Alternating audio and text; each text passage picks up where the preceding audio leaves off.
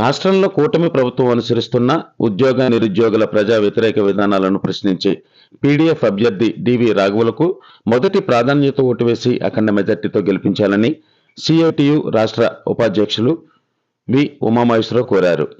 ఆదివారం కొవ్వూరు పట్టణంలోని గ్రాడ్యుయేట్ ఓటర్లను కలిసి విస్తృతంగా ప్రచారం నిర్వహించారు. అనంతరం పట్టణంలోని సిఐటియు కార్యాలయం నందు విలేకరుల సమావేశం నిర్వహించారు. ఈ ప్రచారంలో సిఐటియు తూర్పుగోదావరి జిల్లా అధ్యక్షులు ఎం సుందరబాబు, కేవీపీఎస్ తూర్పుగోదావరి జిల్లా కార్యదర్శి జువ్వల రాంబాబు, బీరా రవి, పి చిన్నబాబు, ఎం జ్యోతిబసు, పి గంగాధరం, డి రాధాకృష్ణ తదితరులు పాల్గొన్నారు. ఈరోజు రాష్ట్రంలో గ్రాడ్యుయేట్లకి అదే రకంగా ఉపాధ్యాయ నియోజకవర్గాల్లో ఎన్నికలు జరుగుతున్నాయి. ఉభయ గోదావరి జిల్లాల్లో తెడ్ల వీర్రాఘవులు గారు పీడీఎఫ్ అభ్యర్థిగా పోటీ చేస్తున్నారు. పీడీఎఫ్ అభ్యర్థులు గెలిచినటువంటి 2007 నుంచి ఇప్పటి వరకు 14 మంది కూడా ప్రజల కోసం, ఉద్యోగ కార్మికుల యొక్క హక్కుల కోసం పోరాడారు. పోరాటమే కాదు, వాళ్ళ హక్కులను ఏంటంటే ప్రభుత్వం దృష్టికి తీసుకెళ్ళటం, రాయబారాలు నడపటం, ఆ సమస్యల పరిష్కారం కోసం వాళ్ళు కృషి చేయటం జరిగింది. ఈరోజు కార్పొరేట్లకి ఎన్నో సామాన్యమైనటువంటి వాళ్ళకి మధ్య జరుగుతున్న యుద్ధంలాగా ఉంది. కారణం ఏంటంటే అధికారంలో ఉన్నటువంటి కూటమి గ్రాడ్యుయేట్లు, ఉపాధ్యాయులకు సంబంధించినటువంటి స్థానాల్లో కూడా వాళ్ళ అభ్యర్థులు నిలబెట్టి కోట్ల రూపాయలు కుమ్మరించి వాళ్ళు గెలుచుకోవాలని ప్రయత్నిస్తున్నారు. ఈరోజు గ్రాడ్యుయేట్లు ఆలోచించాల్సినటువంటి అవసరం, విజ్ఞత కలిగినటువంటి వాళ్ళంగా మనం 10 మందికి విషయాలు చెప్పగలిగినటువంటి సామర్థ్యం ఉన్నటువంటి వాళ్ళం.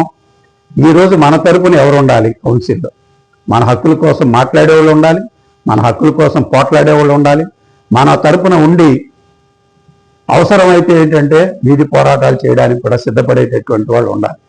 ఆ రకంగా చేయగలిగినటువంటి వాళ్ళు పీడీఎఫ్ ఎమ్మెల్సీ అభ్యర్థులు. అందుకనే ఈరోజు మేము సిఐటియుగా మిగిలినటువంటి ప్రజా సంఘాలన్నిటి తరపున తెడ్ల వీర్రాఘవులు గారిని మేము సంపూర్తిగా బలపరుస్తున్నాం. వారి విజయం కోసం మొత్తం గ్రాడ్యుయేట్లంతా కృషి చేయాలని కోరుతున్నాం. ఇది కాంట్రాక్ట్ అవుట్సోర్సింగ్ ఉద్యోగులు కానీ, లేకపోతే మెడికల్ అండ్ హెల్త్లో పనిచేసేటటువంటి వాళ్ళు కానీ, అదే రకంగా ఈరోజు ఉపాధ్యాయ దీంట్లో ఉద్యోగస్తులుగా ఉన్నటువంటి వాళ్ళు కానీ, వీళ్ళు ఈరోజు ఓపీఎస్ మేము తీసుకొస్తా ఉన్నారు, లేదు. పిఆర్సీలో న్యాయం చేస్తా ఉన్నారు, దాని గురించి కూడా ఆలోచించేది లేదు. నిరుద్యోగ భృతి ఇస్తా ఉన్నారు, దాని గురించి ఎంతవరకు ఆలోచించాల. మెగా డిఎస్సి అన్నారు, దీని గురించి పెట్టిన తొలి సంతకానికే ఇంతవరకు దిక్కులేనటువంటి పరిస్థితులు ఏర్పడింది. అంటే ఈరోజు ప్రతి ఒక్క వాగ్దానం గతంలో చేశారు. చివరికి విశాఖ ఉక్కు ఫ్యాక్టరీ ప్రైవేటీకరణ చేయకుండా మేము నిలుపుదల చేస్తామని కూడా వాగ్దానం చేశారు. కానీ ఆచరణలో వచ్చేటప్పటికి ప్రైవేటీకరణ దిశగా చంద్రబాబు నాయుడు గారు వెళ్ళి ఢిల్లీ వెళ్ళి ప్రైవేటు ఎస్ఎల్ఆర్ దానికి గన్లేమన్నారు తప్ప విశాఖ స్టీల్ ఫ్యాక్టరీ గన్లేమని అడగల. అంటే దాన్ని బట్టే రాష్ట్ర అభివృద్ధి పట్ల వీళ్ళ వైఖరి ఏమిటి అనేది అర్థమవుతుంది.